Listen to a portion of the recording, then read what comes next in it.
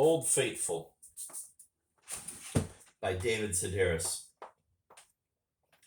from the collection When You Are Engulfed in Flames.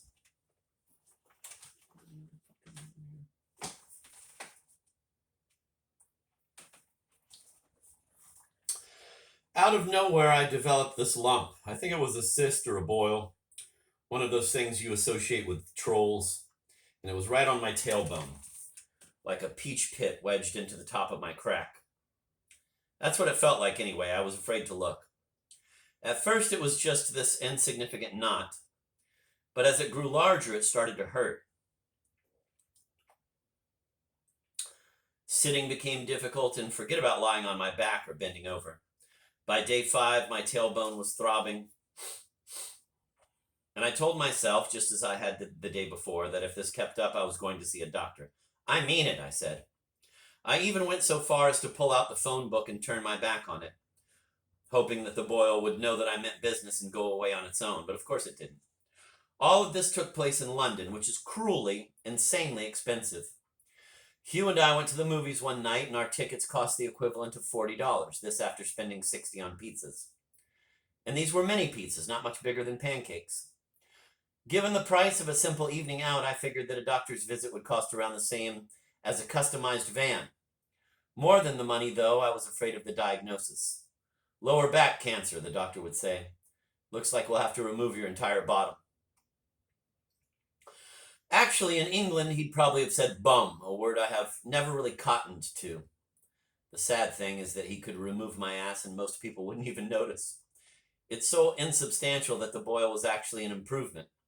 Something like a bustle, only filled with poison. The only real drawback was the pain. For the first few days, I kept my discomfort to myself, thinking all the while of what a good example I was setting.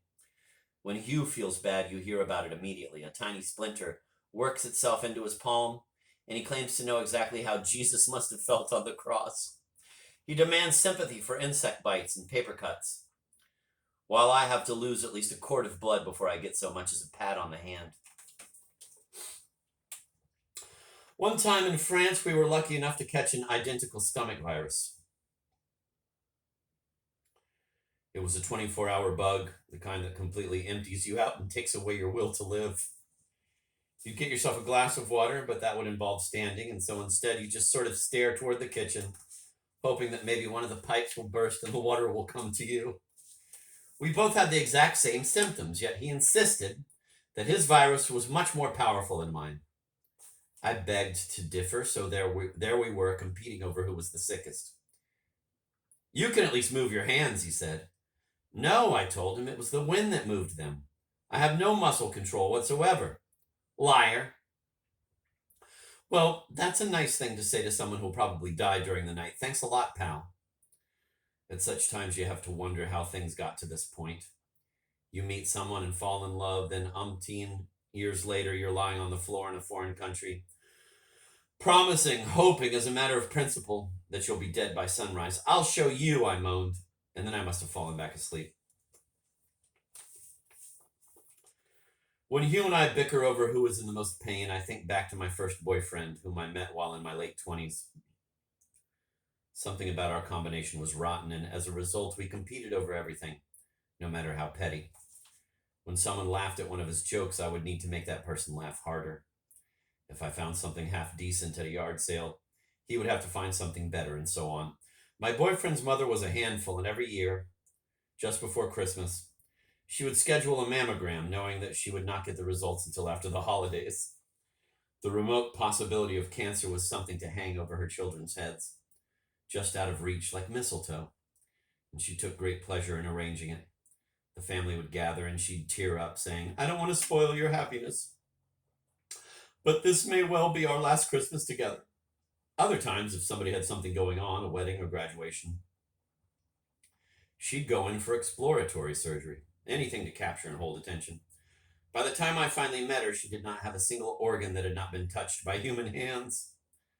Oh my God, I thought, watching her cry on our living room sofa. My boyfriend's family is more fucked up than my own. I mean, this actually bothered me.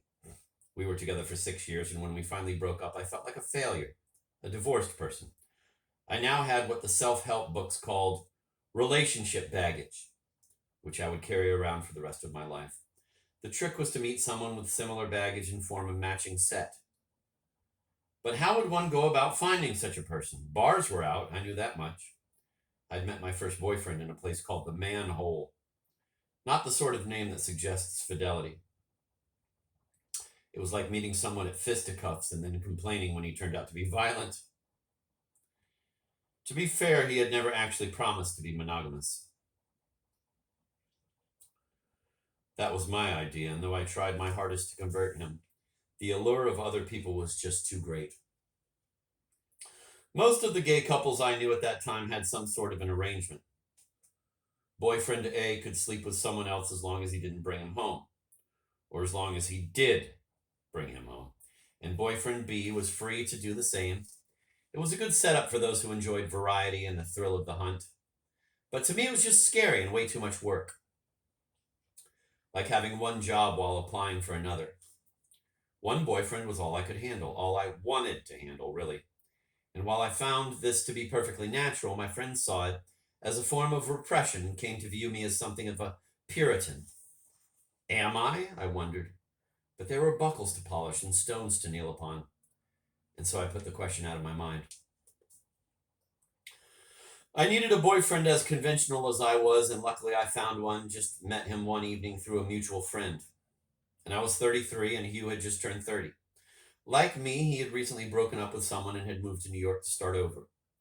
We had a few practical things in common, but what really brought us together was our mutual fear of abandonment and group sex. It was a foundation and we built on it, adding our fears of AIDS and pierced nipples, of commitment ceremonies and the loss of self-control. In dreams, sometimes I'll discover a handsome stranger waiting in my hotel room. He's usually someone I've seen earlier that day on the street or in a television commercial, and now he's naked and beckoning me toward the bed. I look at my key, convinced that I have the wrong room, and when he springs forward and reaches for my zipper, I run for the door, which is inevitably made out of snakes or hot tar, one of those maddening, hard-to-clean building materials so often used in dreams. The handle moves this way and that, and while struggling to grab it, I stammer an explanation as to why I can't go through with this. I have a boyfriend, see, and, well, the thing is that he'd kill me if he ever found out I'd been, unfaithful or anything. Really, though, it's not the fear of Hugh's punishment that stops me. I remember once riding in the car with my dad. I was 12, and it was just the two of us coming home from the bank. We'd been silent for blocks, when out of nowhere he turned to me saying, I want you to know that I've never once cheated on your mother. Okay, I said, and then he turned on the radio and listened to a football game. Years later, I mentioned this incident to a friend who speculated that my father had said this specifically because he had been unfaithful. Quote, that was a guilty conscience talking, she said. But I knew that she was wrong. More likely, my father was having some problem at work and needed to remind himself that he was not completely worthless.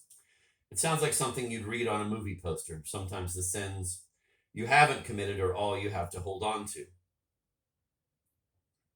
If you're really desperate, you might need to grope, saying, for example, I've never killed anyone with a hammer, or I've never stolen from anyone who didn't deserve it. But whatever his faults, my dad did not have to stoop quite that low. I have never cheated on a boyfriend, and as with my father, it's become part of my idea of myself. In my foiled, wet dreams, I can glimpse at what my life would be like without my perfect record, of how lost I'd feel without this scrap of integrity. And the fear is enough to wake me up. Once I'm awake, though, I tend to lie there wondering if I've made a grave mistake.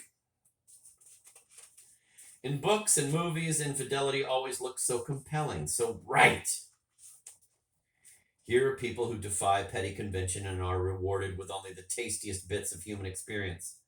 Never do they grow old or suffer the crippling panic I feel whenever Hugh gets spontaneous and suggests we go to a restaurant. A restaurant, but what will we talk about? I don't know, he'll say. What does it matter?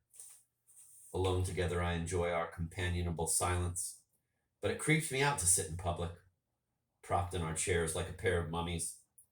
At a nearby table, there's always a couple in their late 70s, holding their menus with trembling, spotted hands. "Soup's a good thing," the wife will say, and the man will nod or grunt or fool with the stem of his wine glass. Eventually, he'll look my way, and I'll catch in his eye a look of grim recognition. "We are your future," he seems to say. I'm so afraid that Hugh and I won't have anything to talk about that now, before leaving home, I'll comb the papers and jot down a half dozen topics that might keep a conversation going, at least through the entrees. The last time we ate out, I prepared by reading both the Herald Tribune and the Animal Finder's Guide, a quarterly publication devoted to exotic pets and the nuts who keep them. The waiter took our orders, and as he walked away, I turned to Hugh, saying, "So anyway, I hear that monkeys can really become surly once they reach breeding age." "Well, I could have told you that," he said. "It happened with my own monkey." I tried to draw him out, but it saddens Hugh to discuss his childhood monkey. "Oh, Maxwell," he'll sigh, and within a minute he'll have started crying. Next on my list were the 5 warning signs of depression among captive camels. But I couldn't read my handwriting, and the topic crashed and burned after sign number 2, an unwillingness to cush. At a nearby table, an elderly woman arranged and rearranged the napkin in her lap. Her husband stared at a potted plant, and I resorted to the Herald Tribune. "Did you hear about those 3 Indian women who were burned as witches?" "What?" "Neighbors accused them of casting spells and burned them alive." "Well, that's horrible," he said, slightly accusatory, as if I myself had had a hand in it. "You can't go around burning people alive, not in this day and age." "I know it, but it's sick is what it is. I remember once when I was living in Somalia, there was this woman—" "Yes," I whispered, and then I looked over at the elderly couple, thinking, "See, we're talking witch burnings. It's work, though, and it's always my work. If I left it up to Hugh, we'd just sit there acting like what we are, 2 people so familiar with each other they could scream." Sometimes when I find it hard to sleep, I'll think of when we first met, of the newness of each other's body, and my impatience to know everything about this person. Looking back, I should have taken it more slowly, measured him out over the course of 50 years rather than cramming him in so quickly. By the end of our first month together, he'd been so thoroughly interrogated that all I had left was breaking news. What little had happened in the few hours since I'd last seen him. Were he a cop or an emergency room doctor, there might have been a lot to catch up on. But like me, Hugh works alone, so there was never much to report. "I ate some potato chips," he might say, to which I'd reply, "What kind?" Or, "That's funny, so did I." More often than not, we just breathe into our separate receivers. "Are you still there?" "I'm here." "Good, don't hang up." "I won't." In New York, we slept on a futon. I took the left side and would lie awake at night looking at the closet door. In Paris, we got a real bed in a room just big enough to contain it.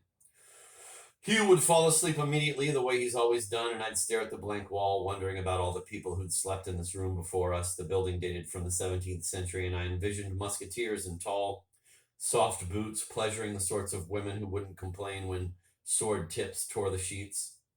I saw gentlemen in top hats and sleeping caps, women in bonnets and berets and beaded headbands, a swarm of phantom copulators all looking down and comparing my life with theirs.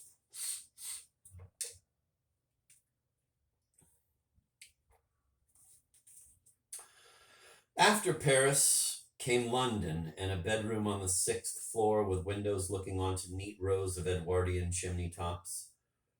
A friend characterized it as a, quote, Peter Pan view, end of quote. Now I can't see it any other way. I lie awake thinking of someone with a hook for a hand. And then, inevitably, of youth and whether I have wasted it. 25 years ago, I was a young man with his whole sexual life ahead of him. How had 9,125 relatively uneventful days passed so quickly? And how can I keep it from happening again? In another 25 years, I'll be doddering, and 25 years after that, I'll be one of the figures haunting my Paris bedroom. Is it morally permissible, I wonder, to cheat after death? Is it even called cheating at that point? What are the rules? Do I have to wait a certain amount of time, or can I just jump, or, as the case may be, seep right in?